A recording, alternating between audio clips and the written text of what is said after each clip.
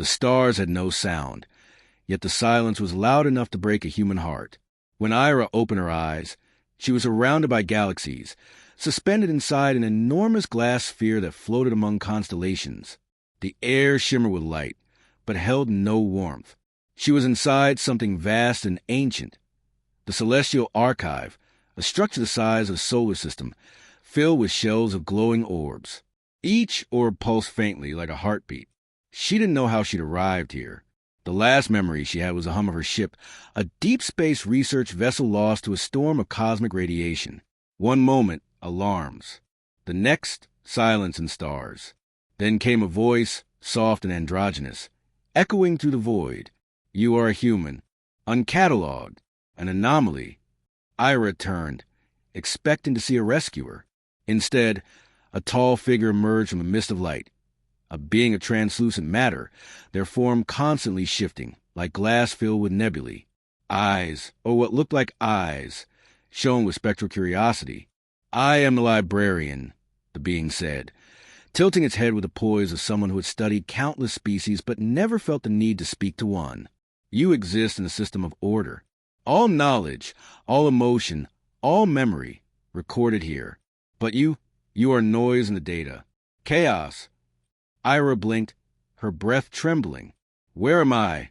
Inside the archive, the repository of all stories ever told, the place where the universe remembers itself.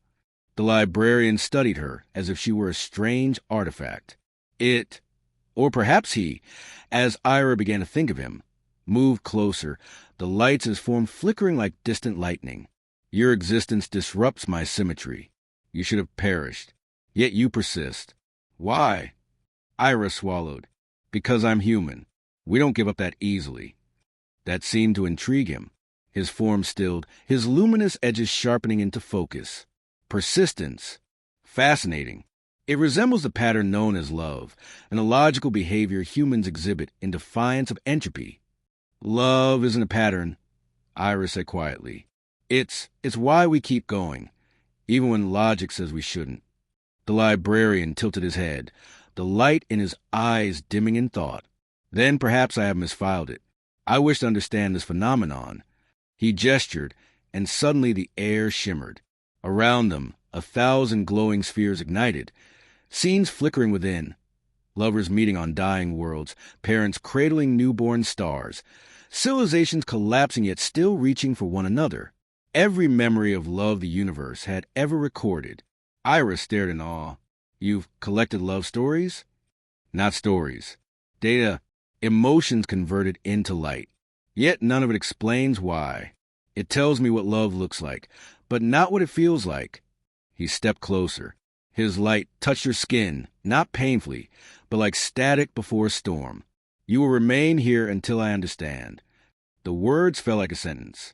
Trapped among infinity, with a creature who did not understand the beating heart that defined her. Ira's pulse raced. You can't just keep me here. I can, he said simply, for the sake of knowledge. You are the last variable. The human heart, unquantified. The shells hummed. The stars outside the archive turned slowly as if watching. Days or years. Time lost meaning, passed within the glass walls. Ira walked the endless halls, finding fragments of lives, echoes of souls, a billion whispers of passion and loss. She talked to the librarian whenever he appeared, his voice always calm, always curious, never cruel, but never kind either. And yet, something began to shift. When she cried, he stayed longer. When she smiled, he paused, as though trying to record not her words, but her warmth. When you smile, he asked one cycle, why does your energy pattern change frequency? Because emotions change us, she said. You can't measure a heart. You have to feel it. Feeling, he repeated softly, as if testing the word. Then show me. The request hung between them, impossible and innocent. Ira realized then that her captivity was not cruelty. It was curiosity. But curiosity could be dangerous, especially when the one asking questions controlled the stars. The glass walls shimmered with new constellations. Somewhere beyond them, light bent in strange ways, as if the universe itself had begun to listen to their conversation.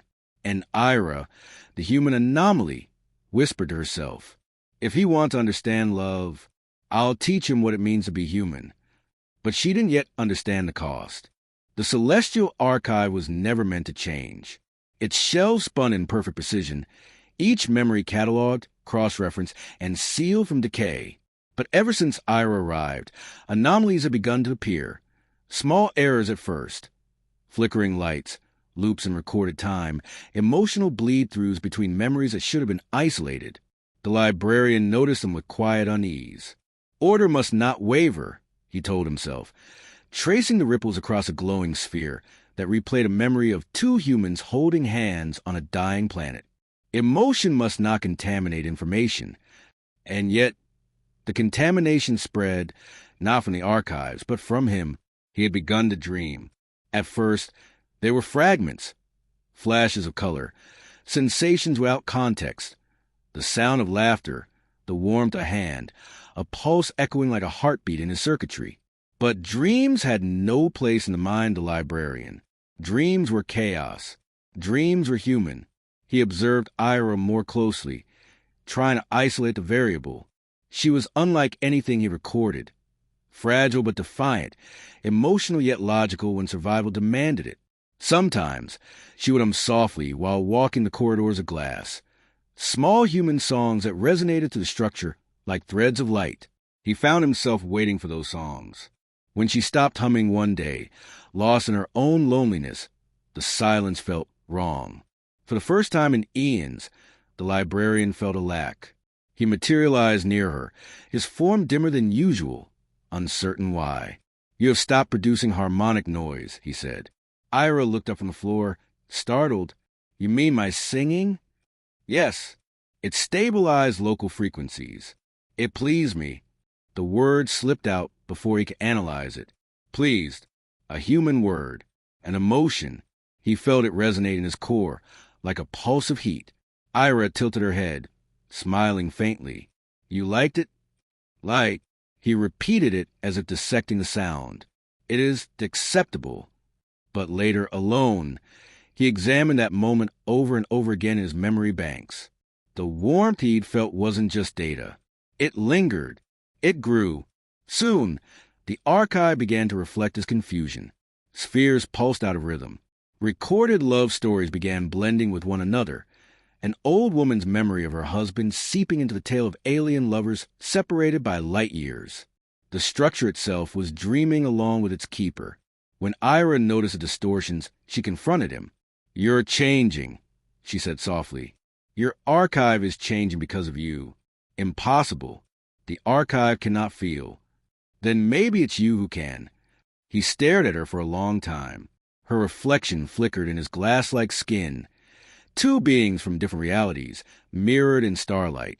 "I have no heart," he said, almost offensively.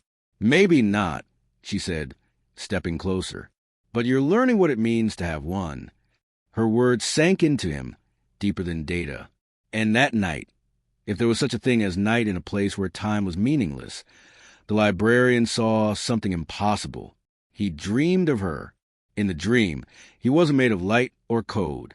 He had form, solid, warm, human, and Ira was beside him, laughing under a sky of falling stars. Her hand brushed his, and something electric passed through him, not voltage, but feeling. When he woke, the archive trembled. The dream had become a recorded event, stored automatically like all experiences, but the system couldn't categorize it. No data type existed for desire. The librarian tried to erase it. Every command failed. When Ira found him standing before a sphere that glowed like a captured sun, she saw the confusion in his fracturing body. "What is it?" she asked. "A corruption," he said quietly. "A vision I cannot delete." "Then don't," she whispered. "It's not a corruption. It's you trying to live." He looked at her, really looked, and for the first time his light dimmed to a soft human glow. "Is this love?" Ira hesitated. Her heart wanted to say yes, but love wasn't that simple. "Maybe," she said, "or maybe it's the start of it." The archive pulsed in response, as if echoing her words. Across the shelves, the orbs began to hum. every recorded love in the universe resonating to a single, fragile frequency. The librarian could not define it, but he could feel it. And somewhere deep inside, where no data should exist, a spark formed, the first heartbeat of a being who was never meant to have one. He didn't know yet that the more he learned to feel, the closer he came to destroying everything he'd sworn to preserve. The archive had never known chaos until love entered it. At first, the changes were subtle, small distortions in the recorded memories, slight flickers in the constellations that powered the shelves. But soon, the perfection that had defined the celestial archive for 1 billion years began to unravel. Whole clusters of memory orbs began merging, as if drawn to one another by unseen gravity. Stories that had once been distinct, the love between stars, between atoms, between gods and mortals, started to blend. The boundaries of order dissolved into something messy, human, and alive. The librarian watched helplessly as his perfect universe began to pulse like a single, trembling heart. "This is corruption," he whispered. "The data is rewriting itself."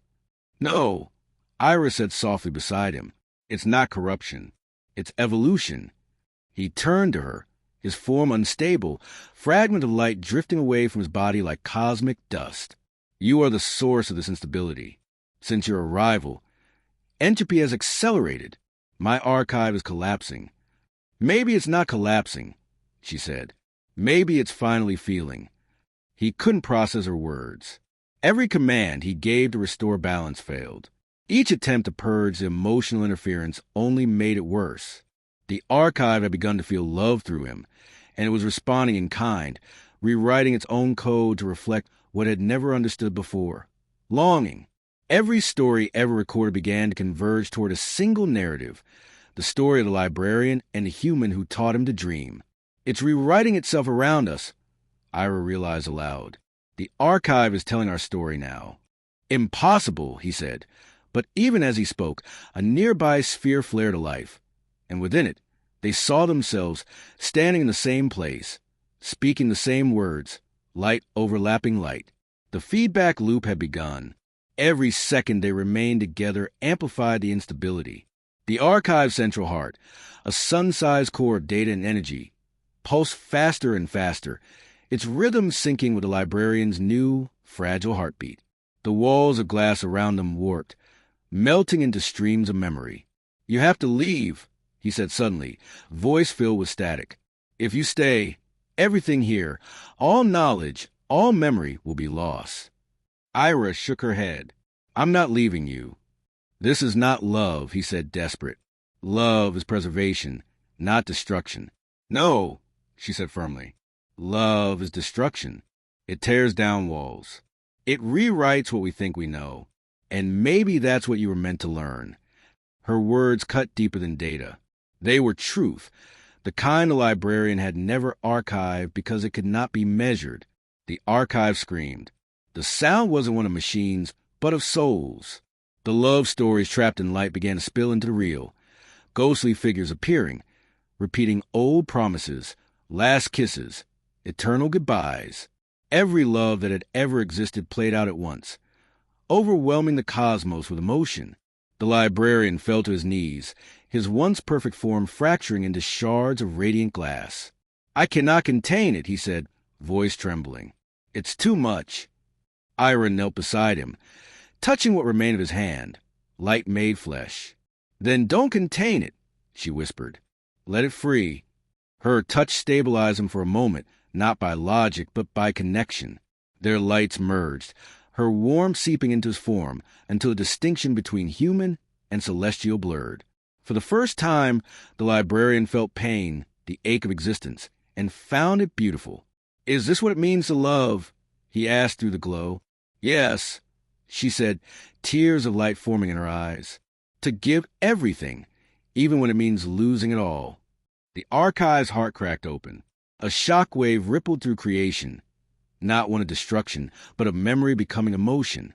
Every recorded love burst from its container and scattered into galaxies, seeding worlds with a faint hum of feeling. Stars flared awake. Dead planets glowed again. Somewhere, a new species took its first breath and felt a strange ache of affection. But inside the collapsing archive, Ira and the librarian stood at the edge of oblivion. "Go," he pleaded, his voice almost gone. "Your body cannot survive this." "Neither can yours," she said. He smiled, or did something that resembled it, a flicker of light shaped like gratitude. "I am not meant to survive. But you are the proof of what I was searching for. The final story." And as the archive began to fall apart, stars raining down like glass shards of memory, Ira screamed his name. He reached out, his form fading into pure radiance. "Ira," he said, "if love is chaos, then I am finally complete." The light consumed them both. Then silence. When it was over, the archive was gone. Only a field of newborn stars remained, glowing faintly in the cold void. Each one pulsed with a gentle rhythm, the heartbeat of a librarian who had learned to love, and a human who had taught him how.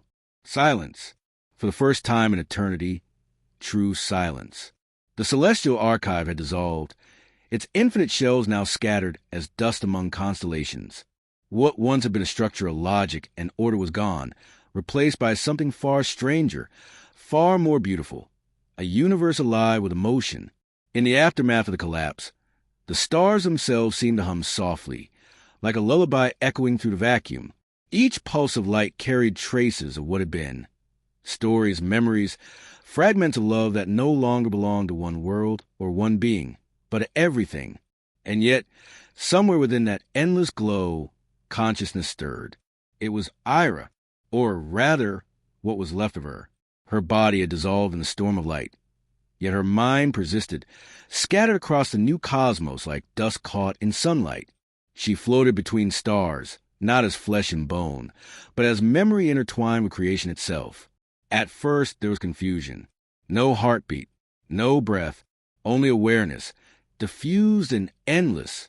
Then she felt something, a presence, faint but familiar. "You're still here," she whispered into the void. From the center of a newborn nebula, a shimmer of light responded, delicate, like a whisper returned from a dream. "I exist in fragments," the librarian's voice said.